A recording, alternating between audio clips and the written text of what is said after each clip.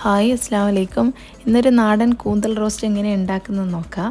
അതിന് വേണ്ടിയിട്ട് ഇവിടെ ഒരു ചീനച്ചട്ടി എടുത്ത് വെച്ചിട്ടുണ്ട്. അതിൻ്റെ അകത്തേക്ക് ഇതാ ഒരു 3 ഏലക്കായും 2 പട്ടയും ഇട്ട് കൊടുത്തിട്ടുണ്ട്. അതൊന്ന് മൂത്ത് വരുമ്പോൾ അതിൻ്റെ അകത്തേക്ക് കുറച്ച് ഇഞ്ചിയും കുറച്ച് വെളുത്തുള്ളിയും ഒന്ന് ചതച്ചെടുത്തതാണ്.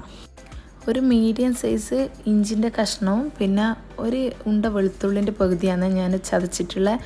അതൊന്ന് മൂത്ത് വരുമ്പോൾ അതിൻ്റെ അകത്തേക്ക് ഒരു 6-7 ചെറിയ ഉള്ളിയില്ല അതും ഒന്ന് മുറിച്ചിട്ട് ഇട്ട് കൊടുക്കുന്നുണ്ട്. ചെറിയ ഉള്ളിന് നല്ല ടേസ്റ്റാണ്, അപ്പോൾ കുറച്ചൊന്ന് ഇട്ട് കൊടുക്കണേ. എന്നിട്ട് കുറച്ച് ഉപ്പ് ഇട്ടിട്ട് ഒന്ന് ഇത് വാടാൻ വേണ്ടിയിട്ട് വെക്കുന്ന. ഇതൊന്ന് വാടി കളറൊന്ന് ചേഞ്ചായി വരുമ്പോഴത്തേക്ക് ഇതിലേക്ക് നമുക്ക് ഒരു ഉള്ളിയാണ് വേണ്ട, ഒരു മീഡിയം സൈസ് ഉള്ളി മതി. അതൊന്ന് ചെറുതായിട്ട് മുറിച്ചിട്ട് അതും ഇട്ട് കൊടുക്കുന്നുണ്ട്. ഇതിൻ്റെയും കളറൊന്ന് ചേഞ്ചായി വരുമ്പോഴത്തേക്ക് നല്ല പഴുത്ത 2 തക്കാളിയാണ് എടുത്തിട്ടുള്ളത്. അതും ഇങ്ങനെ മുറിച്ചിട്ട് ഇതിലേക്ക് ഇട്ട് കൊടുക്കുക. പിന്നെ നല്ല പഴുപ്പുള്ള തക്കാളി തന്നെ വേണേ, അതതിൻ്റെ ടേസ്റ്റ്. എന്നിട്ടൊന്ന് ഇളക്കി കൊടുത്തിട്ട് അതിലേക്ക് നമുക്ക് എരിവിന് ആവശ്യമുള്ള പച്ചമുളക് ഇട്ട് കൊടുക്കുക. ഞാനിപ്പോൾ ഇവിടെ 2 പച്ചമുളകാണ് ഇട്ട് കൊടുത്തിട്ടുള്ളത്.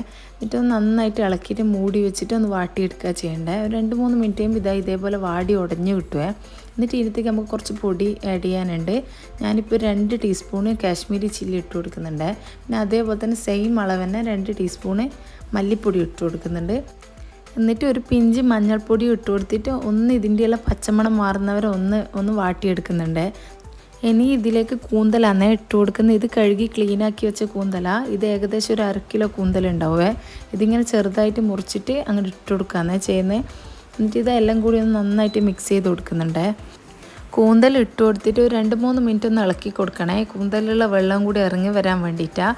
എന്നിട്ട് നോക്കിയിട്ട് പിന്നെ കുറച്ച് വെള്ളം ഒഴിച്ച് കൊടുക്കുക വേണ്ടു. ഇതിന് അധികം വേവൊന്നുമില്ല, ഒരു 5 മിനിറ്റേ വെന്ത് കിട്ടുള്ളൂ.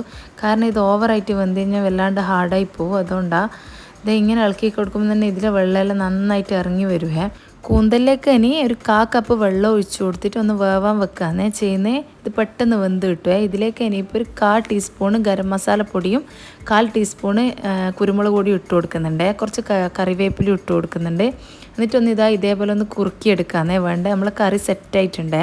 ഇത് പെട്ടെന്ന് സെറ്റാക്കാൻ പറ്റുമേ, കാരണം അധികം വേവൊന്നും ഇല്ലാത്തൊരു ഫിഷാണ് ഇത്. അപ്പോൾ ഇത് അടിപൊളി ടേസ്റ്റാണ്. ചോറിൻ്റെ കൂടെയും ചപ്പാത്തിൻ്റെ കൂടെയും എല്ലാത്തിൻ്റെ കൂടെയും സെറ്റാവും. അപ്പോൾ ഇഷ്ടമായി ഒന്ന് ട്രൈ ചെയ്ത് നോക്കുക. എല്ലാവർക്കും ഷെയർ ചെയ്ത് കൊടുക്കുക. അപ്പോൾ ഓക്കെ, ബൈ.